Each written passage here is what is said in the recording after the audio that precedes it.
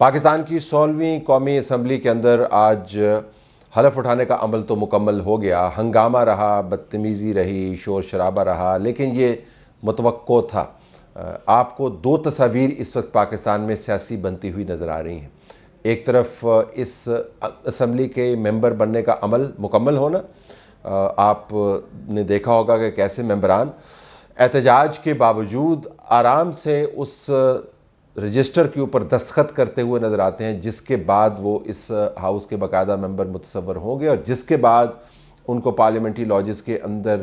رہائش کی سہولت مہیا ہوگی. اس کے بعد ان کو بہت اچھے پیکیجز ملیں گے، اس کے بعد ان کو تنخواہیں ملیں گی. تو وہ عمل تو انہوں نے مکمل کر لیا، لیکن ساتھ ساتھ یہ بھی کہا جا رہا ہے کہ یہ جعلی اسمبلی ہے، اس اسمبلی کو ہم چلنے نہیں دیں گے، یہاں پر صرف وہی لوگ ہوں جن کا مینڈیٹ ہے. تو ہنگامہ بھی جاری ہے. تو ایک طرف سے پریولیج بھی کلیم ہو رہا ہے، آرام سے لائن میں لگ کر اسمبلی کا ممبر بننے کے لیے بہت تیاری کے ساتھ، اور ان میں سے کوئی بھی شخص جو ہے آپ کو مزمحل مسلے ہوئے کپڑے پہنے ہوئے تیار نہ ہوا نظر نہیں آیا. سارے بالکل سپک اینڈ سپین اچھے طریقے سے ایک اچھے موقع پر، جس طرح آپ اپنی حاضری دیتے ہیں یا اچھے موقع پر خوشی کے موقع میں شرکت کرتے ہیں، ویسے تیار ہوئے نظر آئے. لیکن ساتھ ساتھ آپ کو یہ بھی بتا رہے ہیں کہ یہ بڑا 2 نمبر قسم کا نظام ہے، ہم نے اس کو چلنے نہیں دینا. یہی معاملہ جو ہے، یہ جو دوغلا پن ہے، یہ جو 2 نمبری ہے کہ نظام سے آپ نے مستفید بھی ہونا ہے اور اس نظام کے پبلک ریلم کے اندر آپ نے اس کی درگت بھی بنانی ہے، یہ آپ کو کسی اور جگہ بھی نظر آتا ہے. ایک طرف آپ کو بیانیہ یہ سنایا جا رہا ہے کہ عمران خان کے بغیر نظام جو ہے وہ چل نہیں سکتا، اور عمران خان پاکستان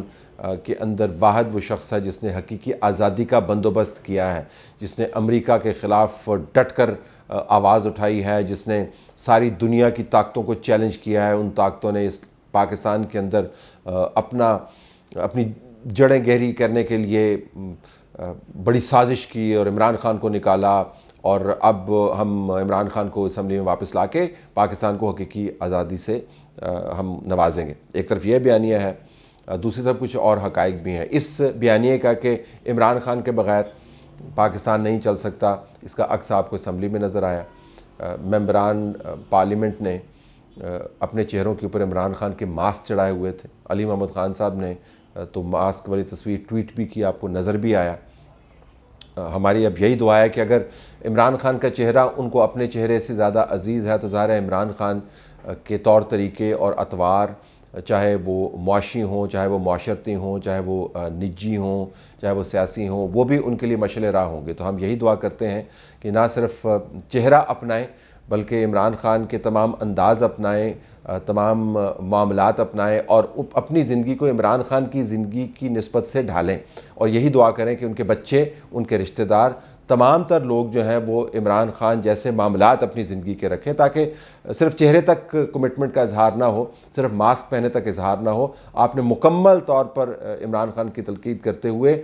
اسی کے نقش قدم پر چلنا ہے، اور سارے اپنے بچوں کو یہی بتانا ہے کہ آپ نے ایسا شخص بننا ہے، اس کی زندگی کے جتنے معاملات ہیں ویسے ہی آپ نے چلانے ہیں، کیونکہ اس کے بغیر آپ عمران خان بن نہیں سکتے. تو جن لوگوں نے چہروں کے اوپر ماسک چڑھائے ہیں، ہماری توقع اب یہی ہے اور دعا بھی یہی ہے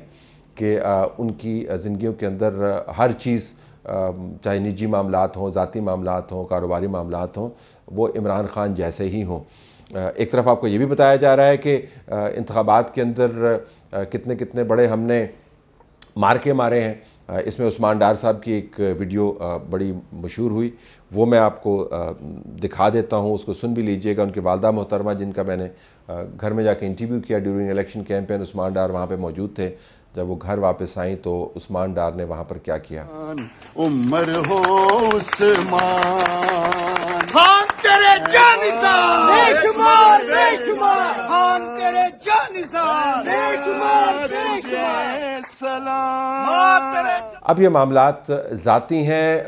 آپ کسی بھی طریقے سے اپنے بزرگوں کو ایکنالج کر سکتے ہیں، اپنے بزرگوں کی عزت افزائی کا بندوبست کر سکتے ہیں،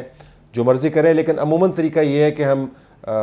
بزرگوں کی، خواتین کی، ماؤں کی، دادیوں، نانیوں کی، بہنوں کی، یا اگر آپ جنڈر اسپیسیفک نہیں ہونا چاہتے تو باپ، دادا، چاچا، ماما، ان کے معاملات ہم 4 دیواری تک محدود رکھتے ہیں. ہم اس کے اوپر ویڈیو کیمرہ ڈال کر اس کو وائرل نہیں کرواتے، لیکن چونکہ ایک ہوا ایسی چلی ہوئی ہے کہ آپ کچھ بھی کر سکتے ہیں، چہرے پہ ماسک بھی پہن سکتے ہیں، آپ اپنی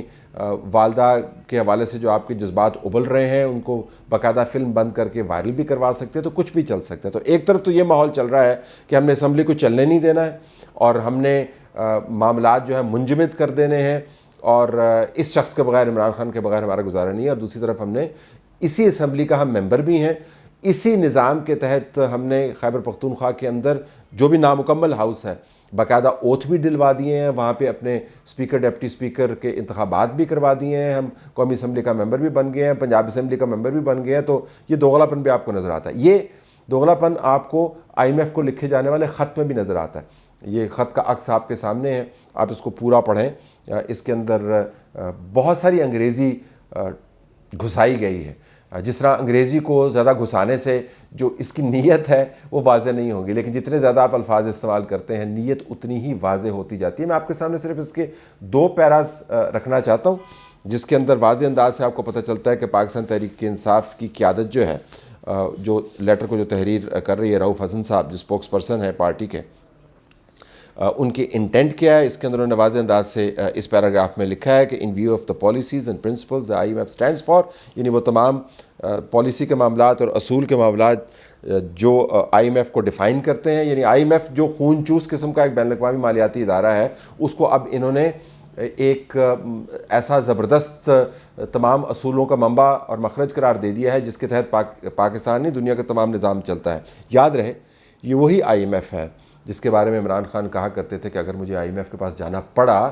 تو میں خودکشی کر لوں گا، اور اب لیٹر بھیج رہے ہیں IMF کو۔ بہرحال ان تمام پالیسیوں اور اصولوں کے حوالے سے جو IMF کا ترا امتیاز ہے،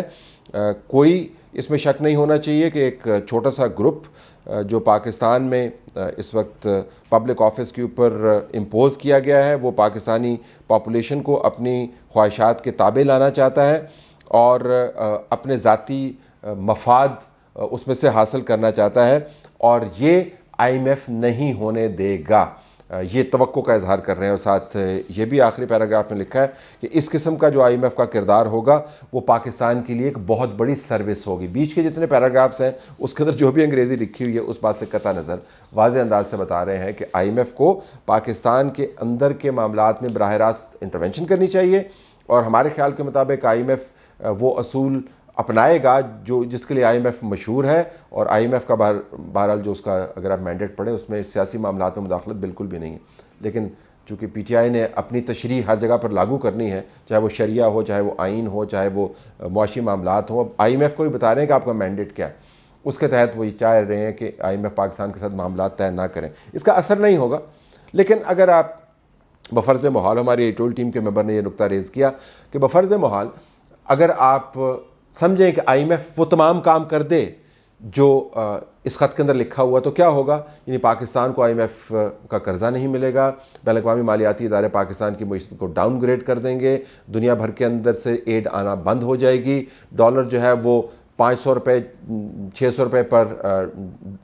ڈالر چلا جائے گا، انویسٹمنٹ بالکل کوئی نہیں آئے گی، انفلیشن آسمان سے باتیں کرے گی، اور غریب تباہ ہو جائے گا۔ یعنی یہ جو خط میں جس نیت کا اظہار کیا گیا ہے، اگر IMF اس کو امپلیمنٹ کر دے تو اگلے 6 ماہ میں جب تک عمران خان جیل میں سے نکل کر ان کی خواہش کے مطابق یا کم از کم نعرے کے مطابق اسمبلی میں نہیں آتے، پرائم منسٹر نہیں بنتے، 6 مہینے کے اندر پاکستان کی معیشت کا دھڑن تختہ ہو جائے گا۔ دی اکانومی ول ٹینک، جب اکانومی ٹینک کرے گی تو پھر ٹینکس رول کریں گے۔ تو کیا آپ یہ چاہتے ہیں کہ پاکستان کی معیشت تباہ ہو؟ کیونکہ خط کے اندر تو واضح انداز سے لکھا ہوا ہے کہ IMF کو کیا کرنا چاہیے۔ تو ایک طرف سے بہرحال آپ کو بتا رہے ہیں کہ IMF کو یہ کرنا چاہیے، اور بتا رہے ہیں کہ ہم پاکستان کے فائدے کے لیے کر رہے ہیں۔ اچھا، جو شخص خط لکھ رہا ہے، میں بطور استعارہ استعمال کرنا چاہتا ہوں، رؤف حسن صاحب جو ہیں ان سے کوئی ذاتی مخاصمت نہیں ہے، بلکہ اگر آپ ماضی میں کبھی میں آپ کو بتاؤں تو ان کے ساتھ ہماری دوستی ہی رہی ہے۔ یہ فواد کے بھائی ہیں، اور بہت عرصہ پہلے یہ ہمارے محلے دار بھی تھے، ان کا آبائی گھر ابھی بھی وہیں پر موجود ہے جہاں سے ہم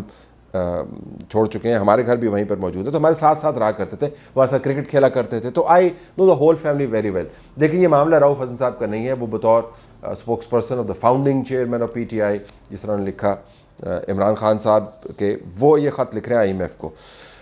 اب IMF کو خط تو لکھ رہے ہیں لیکن ساتھ رؤف حسن صاحب کے پاسپورٹ کی اور ان کے